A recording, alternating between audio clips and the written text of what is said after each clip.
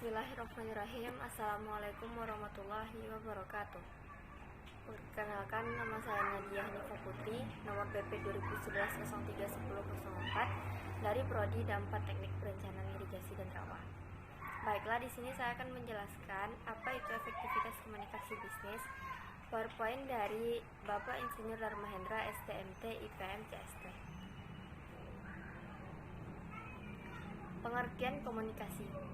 Pengertian komunikasi tersendiri yaitu suatu proses penyampaian dan penerimaan pesan atau informasi di antara dua orang atau lebih dengan harapan terjadinya pengaruh yang positif atau menimbulkan efek tertentu yang diharapkan. Komunikasi merupakan aktivitas dasar manusia. Sejumlah ahli mengatakan bisnis sudah menjadi masalah global karena kemajuan di bidang sains dan teknologi merangsang terciptanya sistem dan proses produksi yang efisien. Teknologi telah mempercepat pembangunan sarana dan prasarana transportasi, sehingga mobilitas sosial menjadi cepat dan tinggi. Kemajuan di bidang transformasi informasi atau komunikasi berlangsung sangat pesat, sehingga informasi tentang keadaan tertentu dapat disampaikan tanpa tergantung pada jarak geografis.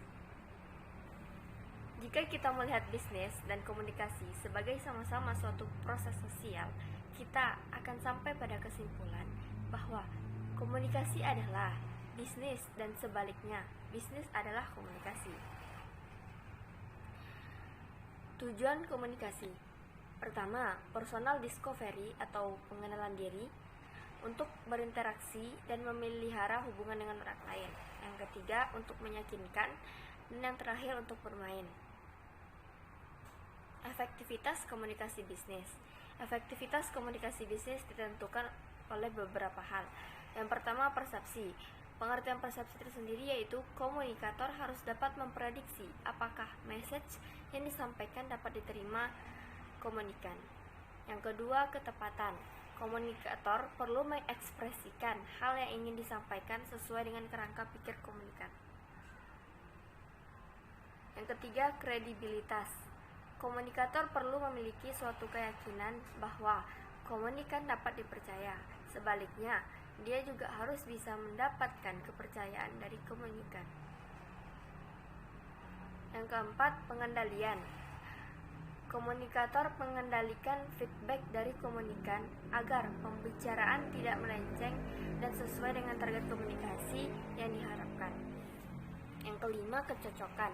Menjaga hubungan persahabatan yang menyenangkan dengan komunikan.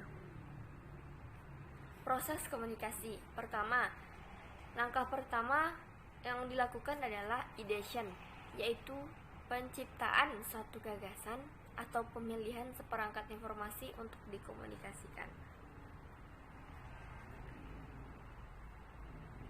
Yang kedua, langkah kedua dalam menciptakan suatu pesan adalah encoding, yaitu menerjemahkan informasi atau gagasan dalam wujud kata-kata, tanda-tanda, atau lambang-lambang yang disengaja untuk menyampaikan informasi. Yang ketiga, dalam proses komunikasi adalah penyampaian pesan yang telah disandi atau encode.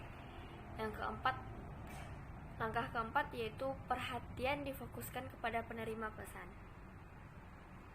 Yang kelima, proses terakhir dalam proses komunikasi yaitu feedback atau umpan balik.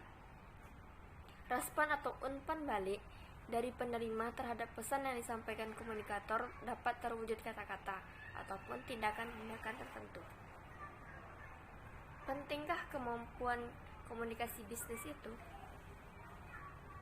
Dalam suatu organisasi atau perusahaan, profesi seorang manajer menuntut kemampuan untuk mengkomunikasikan ide, gagasan, tujuan dalam lingkungan organisasinya, serta bagaimana menyampaikan produk atau jasa yang dimilikinya. Dengan adanya komunikasi yang baik, suatu organisasi dapat berjalan dengan lancar dan berhasil. Dan begitu pula sebaliknya, kurangnya atau tidak adanya komunikasi organisasi dapat macet dan berantakan. Beberapa kendala yang mungkin muncul saat manajer mengkomunikasikan bisnis perusahaannya, yaitu pertama, struktur komunikasi yang buruk. Yang kedua, penyampaian yang lemah. Yang ketiga, pesan yang campur aduk. Yang keempat, salah audiens. Yang kelima, lingkungan yang mengganggu. Strategi komunikasi dalam mencapai efektivitas komunikasi bisnis. Yang pertama, competence atau lengkap. Yang kedua, confidence, singkat.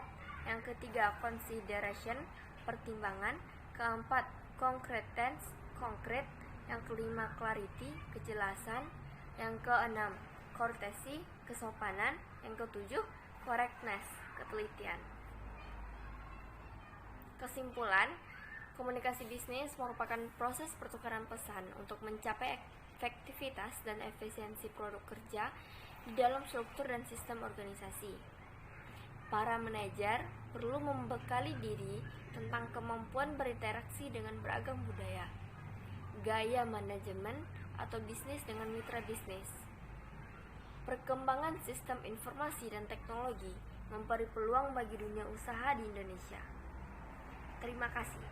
Cukup sekian presentasi dari saya. Apabila ada kesalahan, mohon dimaafkan. Wabillahi taufiq wal hidayah. Wassalamualaikum warahmatullahi wabarakatuh.